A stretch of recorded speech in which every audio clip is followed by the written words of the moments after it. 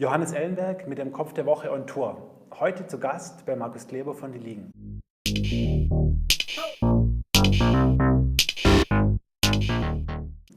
Markus, schön, dass ich da sein darf. Stell dich doch am besten direkt gleich selber mal vor. Ja, gerne.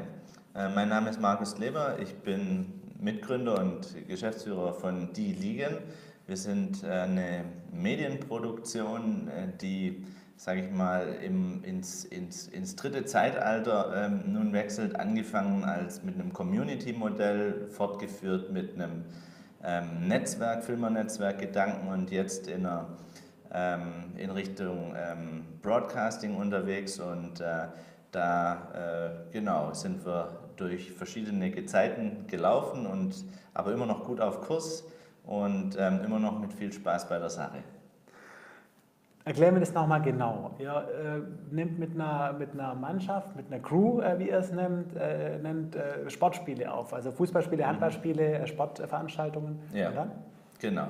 Also die Ursprungsidee war einfach, den Vorteil von Netzwerken zu nutzen. In dem Fall ist es ein relativ altmodischer Ansatz, nämlich möglichst viele Leute auf einer großen Fläche zu verteilen und gleichzeitig eine Service-Dienstleistung zu erledigen. In unserem Fall das Filmen von einem Fußballspiel. Und da ergeben sich schöne Synergieeffekte, dadurch, dass man den Videocontent dann an unterschiedliche Zielgruppen vermarkten kann. Und dadurch haben sich bei uns in der Vergangenheit dann auch schöne Modelle entwickelt, mit denen wir gut wachsen konnten und die jetzt, sag ich mal, heute schon, sag ich mal, weiterentwickelt werden in Richtung Broadcasting. Das heißt, wir haben in der Vergangenheit hauptsächlich Fußballspiele gefilmt und die Zeit geht immer stärker Richtung Live-Content. Das merkt man auch auf Facebook und auf YouTube, überall wird alles wird live. Ja. Und insofern entwickeln wir uns da auch in die Richtung. Okay, spannend. Das heißt, eure Kunden sind typischerweise Fußballvereine, Verlage. Wie sieht da die Zusammenarbeit genau aus?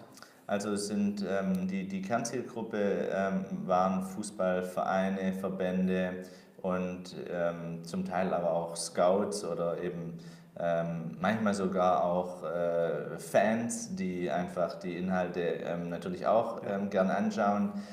Und wir hatten im Prinzip, das Modell war so, dass wir uns zum Anfang vom Jahr committed haben, Liga A, B, C, D, das waren meistens die Ligen unterm Fernsehradar, Oberligen, Regionalligen, dritte Liga, Frauenbundesliga, Juniorenligen und mittlerweile auch Ligen im Ausland, eben diese vollständig abzufilmen und dadurch schon frühzeitig mit der Community Verträge zu machen, wer nutzt die Videos wie und wo und warum.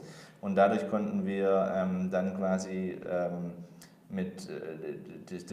die finanzielle Last der Videoproduktion auf viele Schultern verlagern und dadurch, dass wir darüber hinaus noch einen sehr schlanken Produktionsansatz hatten, eben mit Prosumern, das heißt wir bilden Videofilmer von null aus, Studenten, Rentner, einfach auf nebenberuflicher Basis, dadurch ist es, die dann mit handelsüblichen Camcordern rausgehen. Dadurch haben wir noch ein sehr schlankes Produktionsmodell gehabt, wodurch dann insgesamt Kosten entstanden sind, die sich dann am Ende so gut wie jeder leisten konnte und wir eine ziemlich starke Flächendeckung dadurch hinbekommen haben. Und das Schöne mittlerweile ist, dass wir tatsächlich mit nahezu allen deutschen Profifußballclubs zusammenarbeiten, mit so gut wie allen Verbänden und darüber hinaus sind aber viele andere Kooperationen entstanden und es entsteht immer mehr Richtung Marken auch, die natürlich jetzt in Zukunft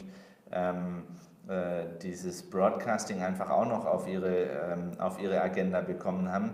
Einfach nur dadurch, dass sie einen Facebook-Kanal hatten und jetzt plötzlich Broadcasting möglich ist und du nicht mehr nur Text, nicht mehr nur Foto, nicht mehr nur Video, sondern jetzt auch noch die Königsdisziplin Live-Broadcasting beherrschen musst, wo eben bei vielen nicht reicht, einfach mal ein Handy in die Luft zu halten, sondern es entsteht auch ein gewisser Qualitätsanspruch und dadurch wieder ein perfektes Feld für unser Prosumer-Netzwerk, weil eben wie wir hier merken, die Medienproduktionen sehr einfach werden und es für viele Dinge einfach nicht mehr notwendig ist, sehr komplexe Medienproduktionen damit auch zu beauftragen, sondern Es kann sehr viel, wenn man es gut organisiert, von einfachen Medien, Assistenten, sage ich jetzt mal, oder angelernten Medienkräften gemacht werden. Und das versuchen wir einfach bestmöglich zu nutzen.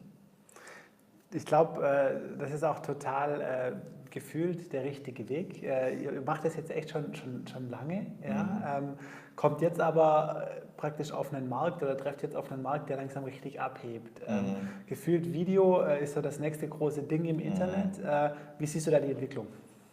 Ja, ich glaube tatsächlich auch, dass es ein unbegrenzt großes Entwicklungsfeld ist. Man sieht, wenn man die Mediennutzung verfolgt, den Trend einfach, der mit Social Media begonnen hat, einfach sich komplett zu verändern.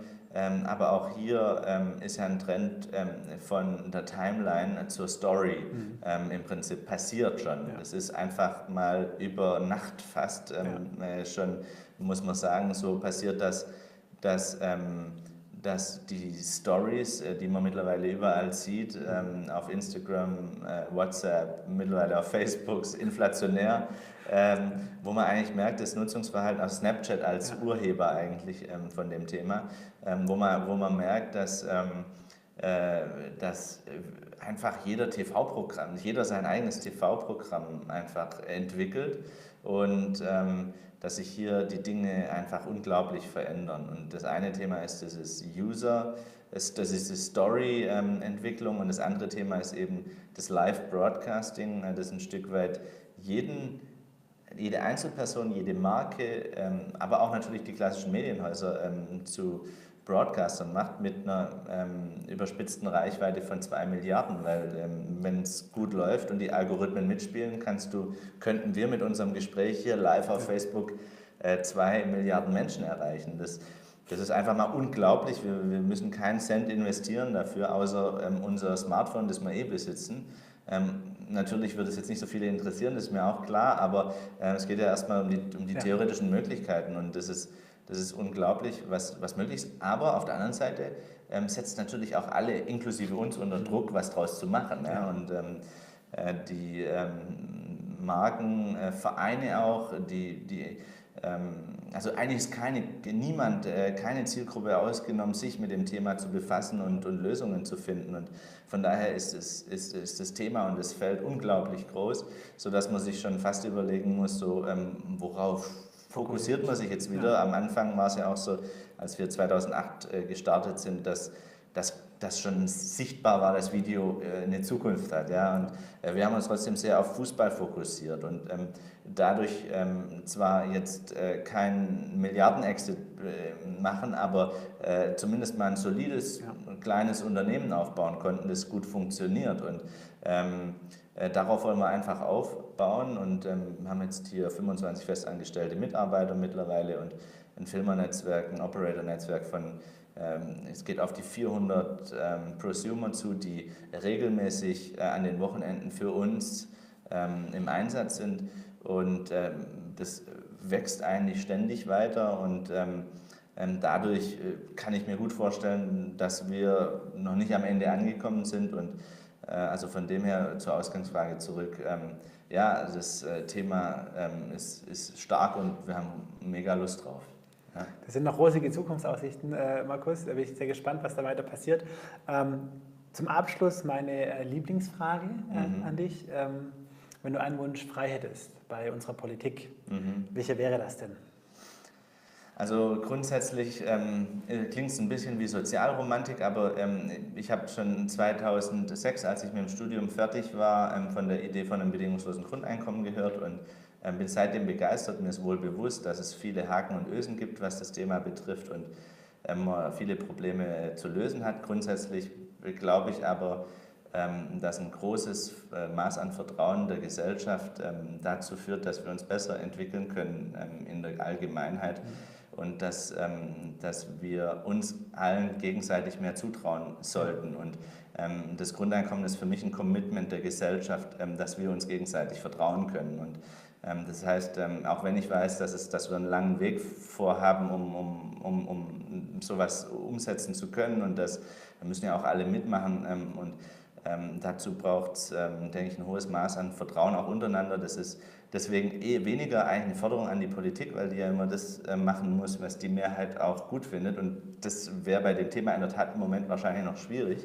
Also von dem her ist es eigentlich eher ein Wunsch auch an uns, an die Gesellschaft, einfach zu schauen, dass wir eine Kultur schaffen des Zutrauens, des gegenseitigen Zutrauens und dass ich glaube, dass man daraufhin viel entwickeln kann und von der Politik würde ich an der Stelle erwarten, dass sie das bestmöglich unterstützt, die Initiativen, die Gedanken und zumindest mal wohlwollend diskutiert.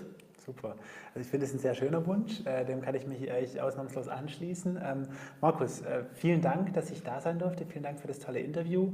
Ich wünsche dir für die Zukunft alles erdenklich Gute und vor allem auch ganz arg viel Erfolg mit Die Ligen. Dankeschön. Hat Spaß gemacht.